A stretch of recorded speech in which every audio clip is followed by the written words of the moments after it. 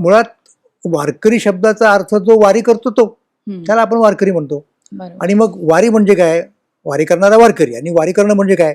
तर वारी म्हणजे आपलं जे दैवत आहे, म्हणजे या ठिकाणी श्री विठ्ठल, आपलं विठ्ठल दैवत जे पंढरपूरला आहे विराजमान झालेलं, त्याला भेटायला ठराविक काळाने नियमितपणे जाणं म्हणजे वारी. म्हणजे त्याचा अगदी किमान अर्थ आहे की पंढरपूरला विशिष्ट काळी नियमितपणाने जाणं, सतत जात राहणं, वारंवार. म्हणजे वारीचं वारंवार जी गोष्ट आपण करतो त्या ठिकाणी. तर ही मंडळी पंढरपूरला विठ्ठलाला भेटण्यासाठी, दर्शन घेण्यासाठी, संवाद करण्यासाठी आषाढीला, कार्तिकीला, इतकंच नव्हे तर प्रत्येक महिन्याच्या शुद्ध एकादशीला अशी पंढरपूरला जायची. म्हणून ते वारकरी. हा पहिला मुद्दा आला.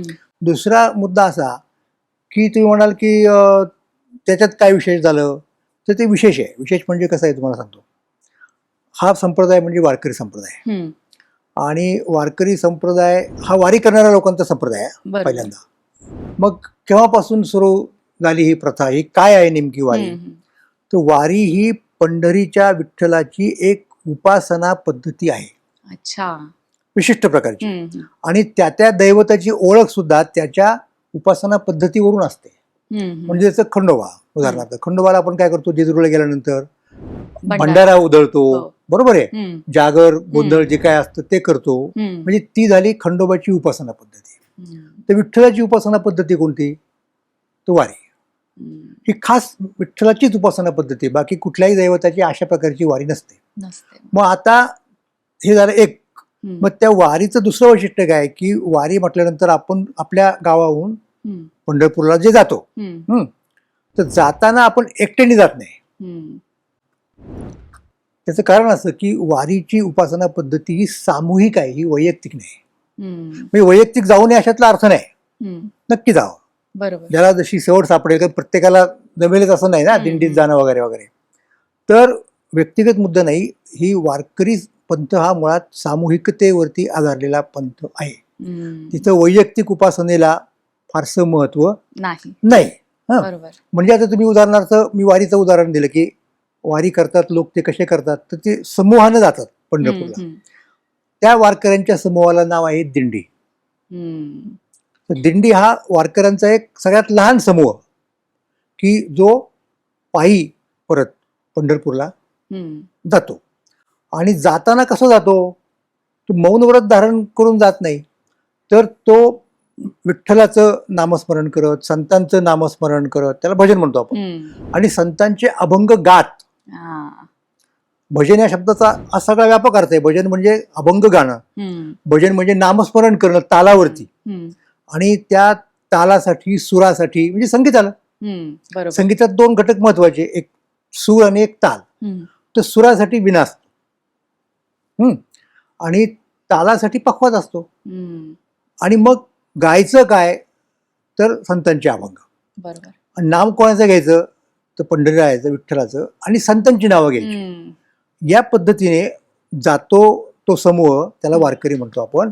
आणि एक तर नक्की झालं तर तो गात जातो. नुसतं गात जात नाही, तो नाचत पण जातो. बरोबर. ते तुकाराम महाराजांचा अभंग असा आहे, नाचत जाऊयाच्या गावारे खेळ्या.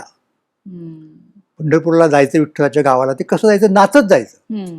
नाच, किंवा तो आपल्याला दुसरा अभंग माहिती आहे, अलीकडच्या काळात तो खूप पॉप्युलर झाला, खेळ मांडियाला वाळवंटी गाई, नाचती वैष्णव बाई. हे नाचतात आणि खेळतात सुद्धा. बरोबर. सगळ्या संतांचे आहे ना खेळावरती अभंग आहेत. म्हणजे हुतुतू, खो खो, हुंबरी, हमामा, टिपऱ्या, तर त्या सगळ्या प्रकारचे खेळ ते त्या पंढरीला जाताना खेळतात.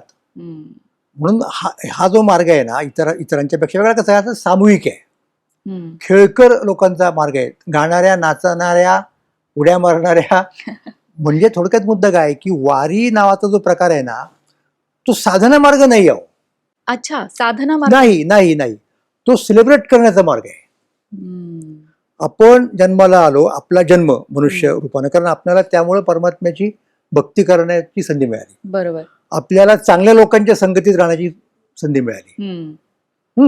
तर त्यामुळं आपला जन्म, आपलं विश्व जे परमात्म्याने निर्माण केलेलं आहे, बरोबर, तो जन्म, ते विश्व, हे सगळं त्याचा उत्सव करता आला पाहिजे, ते सेलिब्रेट करता आलं पाहिजे.